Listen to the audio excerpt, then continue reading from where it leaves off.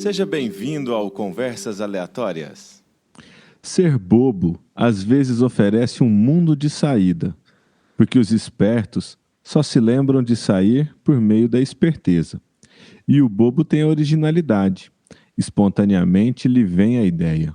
Clarice Lispector. A conversa aleatória de hoje é com Elioenay Amui.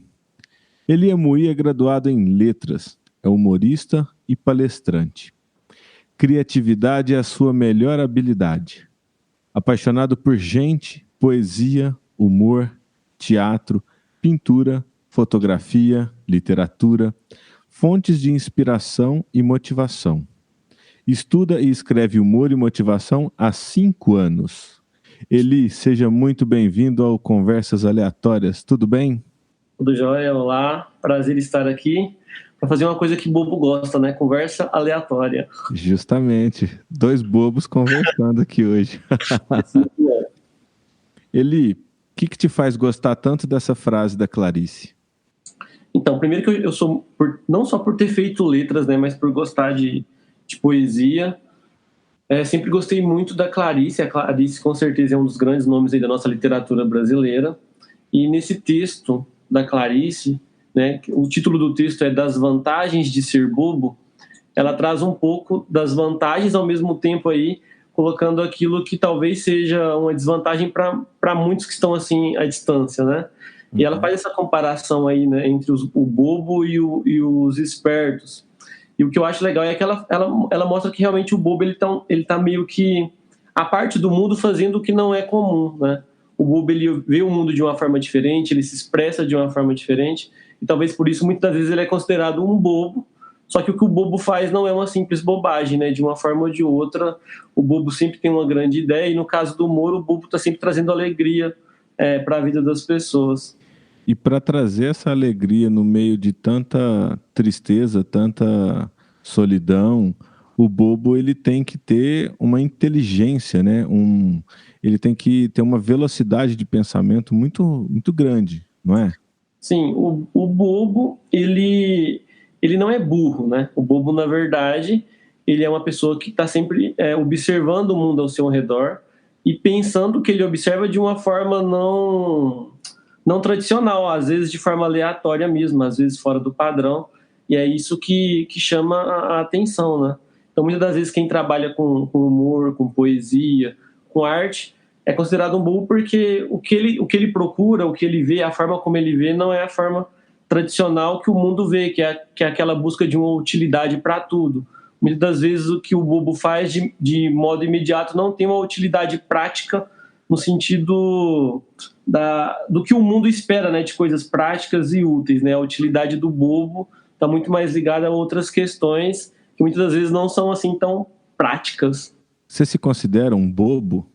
Me considero, porque eu sempre penso isso desde criança, né? Eu sempre fui considerado o engraçadinho da família, na escola o engraçadinho da sala, no sentido de que eu sempre criei piadinhas, até tinha na época de colegial, na época do Orkut ainda, né? Uma comunidade que os alunos da sala ficavam zoando as minhas piadas, eles mesmos me zoavam. Então, assim, eu sempre aceitei essa questão do humor com muita naturalidade, né? Então, o meu jeito de ser era engraçado e por isso os outros me zoavam no bom sentido, que eu falo. A galera sempre me via como um ponto de alegria ali nos lugares que eu estava, na sala de aula, na família. Então, eu sempre fui chamado de bobo e sempre aceitei esse papel, porque eu me divertia fazendo os outros rirem, fazendo os outros se divertirem. O bobo, normalmente, ele é rotulado pela sociedade e ele não vê maldade, né, nessa rotulação, nesse preconceito que a sociedade tem com ele. Isso faz com que ele consiga viver mais feliz e consiga levar mais alegria aos outros? Sim, o bobo, ele leva a coisa menos a sério, né? Eu acho que ele pode sofrer menos, justamente porque ele está antenado com outras questões, né? A poesia, o humor, a arte, isso faz muito bem para a gente, para o ser humano, para a alma. Então, o bobo, ele acaba, acho que, sofrendo mesmo porque ele consegue ver o lado engraçado da coisa. Eu sei que, é óbvio que todo mundo sofre, né? Eu, por exemplo, tenho meus problemas pessoais, né, meus problemas particulares, mas mesmo quando eu estou passando por algum problema, eu tento encontrar ali uma outra forma de ver aquilo que eu estou vivendo. Então, às vezes eu faço até piada comigo mesmo, com aquela situação ruim. Então, eu acho que, de certa forma, é isso, né? Não que o bobo não sofra, mas ele consegue sofrer de uma forma menos dolorosa, porque ele consegue enxergar além daquilo dali, ele consegue ver de uma forma diferente, ele consegue se divertir, ele consegue pensar o que ele está vivendo, né, de uma forma não convencional, porque sofrimento é algo que faz parte da vida de todo mundo, né? Mas há sempre algo para se aprender. Eu acho que saber lidar com as situações, conseguir ver os dois lados, o lado positivo, o lado negativo, é uma coisa que o bobo faz muito bem. Como a própria Clarice fala, né? O bobo, ele possui várias saídas no mundo, né? Isso. As soluções, elas brotam espontaneamente na cabeça do bobo. Assim, não sei se a gente pode trocar o termo bobo por feliz. O que você acha? Eu acho que a associação da palavra feliz ao bobo, ela é bem, bem possível, porque de uma certa forma, eu acho que o bobo ele é mais feliz, né? Ele tem uma forma diferente de ver o mundo, de compartilhar a felicidade. E aqui no texto dela ela fala, né, das vantagens de ser bobo, porque de uma forma geral a palavra bobo na sociedade ocupa um lugar negativo, ele é bobo, né? Só que aqui no texto dela, esse bobo não é bobo, ela até fala para não se confundir o bobo, né, com o burro, né? O bobo, na verdade, ele tem consciência do que ele tá vivendo. O ser bobo aqui nesse texto é uma escolha consciente, muito ligada para mim, eu acho, a arte, né, a felicidade. Então, eu acho que a palavra felicidade combina aqui com o bobo, né? Ela até coloca lá a relação do bobo com o amor, essa forma é uma escolha, né? É uma escolha você ser bobo, você levar a vida menos a sério, no bom sentido, saber lidar com as situações difíceis ou não e pensar o lado positivo, o lado engraçado de tudo isso. Eu estou sempre tentando rir das minhas próprias tragédias. É nesse processo de rir das próprias tragédias que você começou a fazer humor? Então, desde criança eu sempre estive ligado ao humor, só para o pessoal entender assim um pouquinho. Quando eu era pequeno, eu era aquela criança que estava sempre inventando alguma coisa, gostava de contar piadas, né? Eu tinha meus livros de piada e adorava fazer pegadinha, sabe? Dar susto na minha mãe, nas minhas irmãs. Então, desde criança, né, eu tive esse lado aí com o humor, né? E claro que a criança fazendo isso, o adulto, né, sempre ri. E quando eu fui crescendo, eu sempre fui uma pessoa muito feliz. Eu sempre falo que, independente do que eu esteja vivendo ou não, eu estou sempre tentando ser feliz. Então, na época de colegial, por exemplo, eu era o cara que fazia piada, eu era o cara da piadinha sem graça. Eu estou na aula de biologia, o professor está dando aula e eu estou pensando numa piada com aquilo que ele está falando. Uhum. Então, eu estou sempre pensando em humor e isso você acaba sempre compartilhando com as pessoas ao redor, né? Então, as pessoas vão rir, né? Vão rir do que você está falando. Então, você acaba sendo considerado bobo. E eu acho que isso me ajudou, de alguma forma, a lidar com as tragédias. Eu não acho que foi a tragédia que trouxe o humor para a minha vida, mas me ajudou a lidar com os momentos difíceis. Hoje, quando eu passo por alguma situação complicada, eu estou sempre tentando ver o lado positivo, o lado negativo, e faço piada comigo mesmo. Isso é uma forma mesmo de levar a vida menos a sério, entender que algumas coisas a gente está no controle, outras nem tanto. E eu acho que o humor e a motivação te ajudam a enxergar o outro lado, sabe? A viver de forma mais leve. Como que ver a vida por esse ângulo tem ajudado você e aqueles que estão à sua volta a passar por esse período de confinamento? Então, aqui em casa, né, eu sou sempre o bobo mesmo. Então, todo mundo tá falando alguma coisa sério, tá preocupado, eu sou o que tá fazendo piada, né? Eu brinco muito com as situações. Inclusive, eu brigo muito com meu pai, que às vezes meu pai vem falar alguma coisa séria de trabalho e eu já pego aquela situação que ele tá me contando e eu faço uma piada. A minha irmã me faz uma pergunta se ela tá bonita essa roupa, eu já faço uma piada com a roupa. Então, ninguém me leva muito a sério, né? Eu brinco muito com a minha mãe. Aí tá todo mundo vendo que eu tô mentindo, mas minha mãe acredita muito no que eu falo, e aí todo mundo começa a rir. Então, de alguma forma, eu acho que quem trabalha com humor sempre traz um pouco de leveza pro ambiente, né? No meu trabalho também é assim, né? Sempre faço piada com quem tá ao meu lado, mas é uma forma de lidar, de brincar, de levar a coisa de uma forma mais leve. E isso ajuda, porque você acaba tirando o foco do que talvez está ruim, né, não esquecendo do que está acontecendo e da parte que você tem que resolver, né, de um certo problema, mas eu acho que você acaba realmente sofrendo menos, lidando melhor com aquilo, de que não é só aquilo, né? a outras coisas. E qual que é o limite do humor? Como que chega numa situação em que você fala, não, agora é hora de parar? Então, eu acho que, de uma certa forma, eu não vejo muito essa questão de estabelecer limites mesmo para a arte, né? Para a escrita, para a poesia, para o humor. Mas agora, eu penso, e isso é pessoal, que para mim o limite do humor, ele está muito ligado ao respeito, né? Então, até onde o meu humor vai e o que ele faz com o lugar ou com a pessoa onde ele chega. Eu, por exemplo, sempre optei, eu chamo de humor leve, né? Eu não gosto, por exemplo, de palavrão. Então, eu nunca trabalhei palavrão nas minhas piadas, na minha forma de brincar.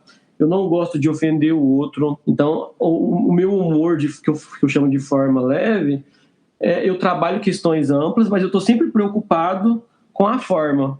Então, eu nunca quero trazer polêmica, eu nunca quero prejudicar o outro. Então, eu sempre tento fazer algo que seja construtivo, que provoque o riso, mas que não venha com preconceito, que não venha com estereótipo. O estereótipo ele é importante no humor, mas eu falo no sentido de negativar os estereótipos, porque tudo tem um estereótipo, né? Uhum. A grande questão é quando você taxa um estereótipo como bom ou como ruim. Então, eu estou sempre pensando num humor que alcance as pessoas, né? E no meu caso, como eu trabalho com humor e motivação, a minha ideia é fazer um humor que faça as pessoas rirem, mas que as motive, né? Então, eu sempre falo da importância do outro. Então, se eu falo disso, o meu humor tem que ser um humor que faça o outro melhor, e não um humor que jogue o outro para baixo, que prejudique alguém. Então, o meu humor, ele está muito ligado ao respeito. O limite, para mim, é o respeito. Eu tenho que pensar muito na forma de fazer para que esse humor faça bem, não mal. Quando você vai usar esse humor, fazer essas piadas, você vai na cara limpa ou você cria algum personagem para isso? Então, quando eu estou ali no meu dia a dia, eu estou sempre de cara limpa, né? E aí, às vezes eu trago uma piada que é minha ali do momento, em relação à situação que eu estou vivendo com as pessoas, mas às vezes também eu utilizo o Eli para testar piadas que no futuro próximo eu vá fazer com a minha personagem, né? A minha personagem hoje principal é a Dona Biscoitilda, que é justamente uma palestrante motivacional, né, viciada em biscoito e recheada de conteúdo feliz. E aquilo que a gente falou um pouquinho na resposta anterior, né? Não é só humor, é humor com motivação. Então, há um intuito maior, né? Há uma mensagem maior, e o humor ele vem como uma ferramenta para fazer com que aquela mensagem, né, de motivação, de respeito ao próximo, né, chegue de uma forma mais leve e menos tradicional, né? Porque às vezes uma palestra em si de motivação pode ser cansativa, pode ser chata. Eu acho que quando você associa um conteúdo relevante, um conteúdo sério, com pitadas de humor, a coisa fica mais agradável. De onde surgiu a ideia para criar a Dona Biscoitilda? Então, de imediato, eu sempre gostei de humor. Então, o humor sempre fez parte da minha vida. E eu sempre fui uma pessoa motivadora, só que eu não era muito consciente disso no começo. E com o tempo eu fui percebendo que eu tinha essa facilidade de alguma forma motivar as pessoas. E aí quando eu comecei a criar, escrever humor e criar personagens, eu percebi que seria bom unir as duas coisas, né? Eu poderia fazer o outro rir, mas também levar uma mensagem positiva, né? E de fato motivar as pessoas. E aí foi onde eu associei as duas coisas.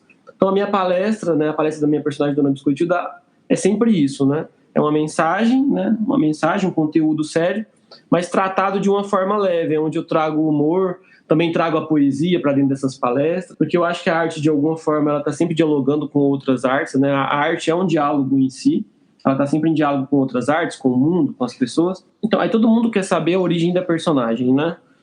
O nome Dona Biscoitilda eu escolhi justamente por gerar uma polêmica, principalmente aqui, né? Todo mundo quer saber por que biscoito e não bolacha, né? Essa é uma polêmica antiga. E já tem a ver com a filosofia da personagem, porque a personagem ela fala que biscoito ou bolacha não importa, o que importa é recheio, e recheio é felicidade, e felicidade, de alguma forma, é a gente que constrói. Ou seja, já de imediato a minha personagem ela fala que essa questão do rótulo não é importante, né? O nome que você dá a certas coisas, pessoas, objetos, não é o mais relevante. O que importa é a essência. Vivendo um ambiente acadêmico como técnico administrativo, como aluno também, é um ambiente que eu gosto muito. Só que eu sempre percebi que o ambiente acadêmico ele, de uma certa forma, ele é chato. E quando eu falo chato no sentido de ser chato desnecessariamente. Há momentos em que você tem que ser mais formal, há momentos que você tem que ser mais chato. Mas eu acho que há muitos protocolos em certos ambientes que já poderiam ter sido eliminados ou que se poderia ir quebrando aos poucos, né, em prol de uma vida mais leve, mais feliz, mais divertida.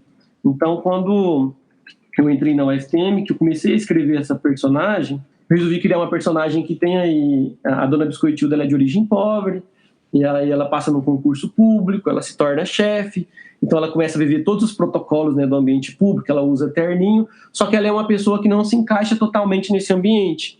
Mas ao mesmo tempo que ela não se encaixa totalmente nesses protocolos, ela quebra esses protocolos em busca de ajudar o outro. E é onde ela faz sucesso, porque ela chega numa recepção de calouros, ela chega num evento acadêmico e ela traz conteúdo de uma forma divertida, quebrando ali um pouco daquela formalidade do momento e do ambiente. Então, para mim, a ideia quando eu criei a personagem foi: eu estou aqui na UFTM, eu gosto de teatro, eu gosto de arte, gosto de humor. Eu já estava criando algumas coisas, eu falei, vou criar um personagem que possa viver esse ambiente acadêmico, só que de uma forma mais feliz, menos chata, menos protocolar.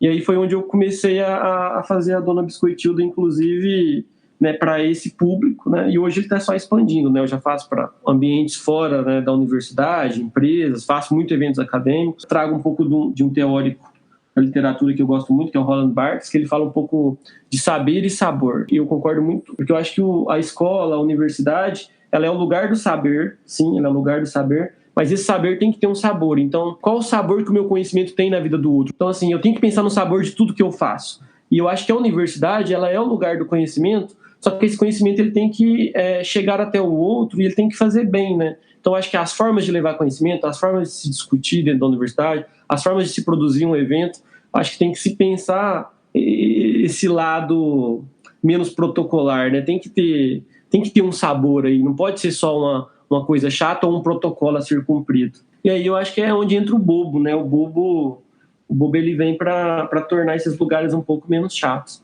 Eli, você traz motivação, humor e poesia nas suas palestras.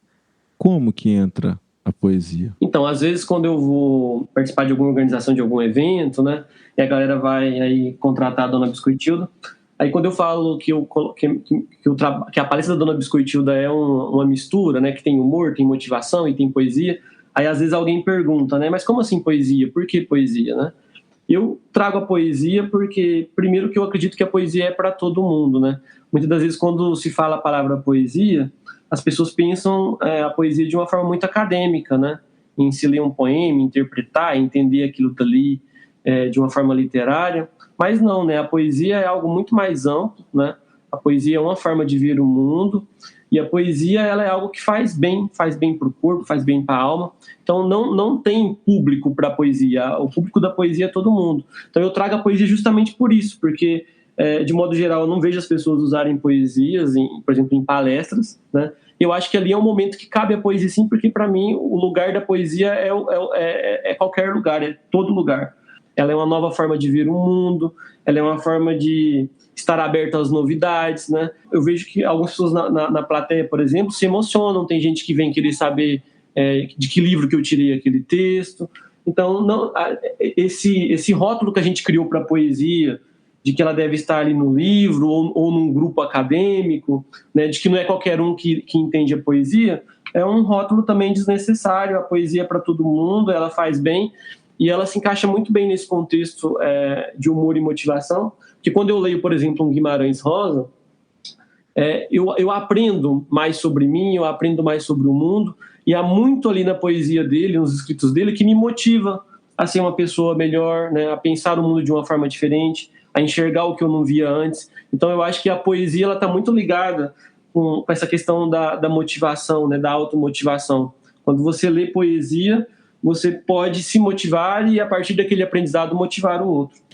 Eli, e hoje, para os nossos ouvintes do Conversas Aleatórias, tem alguma poesia que você pode trazer para a gente? Sim, muita gente pensa a poesia só como o poema, né? A poesia só está no poema. Não. A poesia, ela está em outros textos também, né? Tem a prosa poética, né? E a poesia, ela está de uma forma geral na vida, né? Você pode encontrar poesia numa fotografia, você pode encontrar poesia num filme, você pode encontrar poesia numa música. Então, a poesia é algo muito mais amplo do que, de modo geral, o senso comum tem como ideia, né? Tem um trecho aqui do Guimarães Rosa, que é de um livro dele chamado Primeiras Histórias, que são vários contos, e tem um trecho que eu costumo utilizar em algumas das palestras da minha personagem Dona Biscoitilda. Tem um momento na palestra que eu gosto de trazer as pessoas para pensar a sua vida, seus próprios atos, de alguma forma se conectar consigo mesmo. Então, eu trago, às vezes, um texto poético sério, né, mais forte, né? É um conto. Nesse conto, tem um fazendeiro, tá? Esse conto chama Nada e a Nossa Condição. E nesse conto, o fazendeiro, ele perde a esposa, né? A esposa morre, e ele está tipo numa sala, né, conversando com as filhas. E aí a filha mais nova faz um questionamento para esse pai, né? E a filha mais nova chama Felícia. Então eu vou ler esse trecho. Felícia, apenas a mais jovem, clamou falando ao pai: Pai, a vida é feita só de traiçoeiros altos e baixos? Não haverá para a gente algum tempo de felicidade, de verdadeira segurança? E ele, com muito caso, no devagar da resposta, suave a voz, disse: Faz de conta, minha filha, faz de conta. Eu gosto muito desse trecho, né? Porque olha aí onde você aprende, né, com a literatura e com a poesia. Porque esse questionamento que a menina faz aqui ao perder a mãe, né, esse questionamento que ela faz ao pai, é um questionamento que muitas das vezes qualquer um de nós, né, qualquer ser humano, pode fazer num momento difícil, né? Eu acho que até, principalmente nesse momento que a gente está vivendo agora de muita incerteza, né? Será que a vida é feita só desses traiçoeiros altos e baixos? Será que não vai ter um momento em que a gente vai ser feliz por completo, que a gente vai ter essa segurança completa, né? E aí vem o pai e responde de uma forma muito poética, né? Ele diz: faz de conta, minha filha, faz de conta. E esse faz de conta aqui, para mim, ele não é você se desvincular totalmente da realidade, ele não é você mentir ou acreditar em mentiras. Esse faz de conta que ele está justamente ligado a você não perder a esperança, né? É você acreditar que existe algo a mais. E a literatura, a poesia, ela é esse faz de conta que pode te levar, que pode ser um refúgio nesses momentos, né? É esse faz de conta que pode, nesse caso aqui específico, que me faz pensar a vida de uma forma diferente, que me faz pensar a importância da poesia na minha vida, e levando essa poesia para o outro, né? Eu posso ali estimular, né, esse novo aprendizado, essa reflexão e a importância do faz de conta na nossa vida, da literatura e tudo aquilo que tá ligado à arte. O Eli, será que um dia é possível a gente bater um papo com a Biscoitilda? É claro, é só marcar entrevista. Ela adora entrevista, câmera, palco e brilho. Sim, numa entrevista em que capte somente o áudio, será que ela se sujeitaria a isso? Ela gosta muito de falar. Ah, é? Gosta. Tá, não. Então eu já adianto aqui para os ouvintes do Conversas Aleatórias que em breve teremos aqui Dona Biscoitilda. Eli, mais uma vez, muito obrigado por esse bate-papo. E eu quero deixar aqui o canal aberto para você, sempre que você quiser trazer essas poesias, o humor e a reflexão para os ouvintes do Conversas Aleatórias. Muito obrigado. Eu que agradeço, Geandre. Foi um prazer poder ter essa conversa aleatória. E pode contar comigo, sim, com a Dona Biscoitilda também. Sempre que possível, estaremos por aqui trazendo algum poema aleatório, alguma motivação aleatória. Pode contar com a gente. Beleza, Eli. Um forte abraço para você. Até mais. Abraço, galera.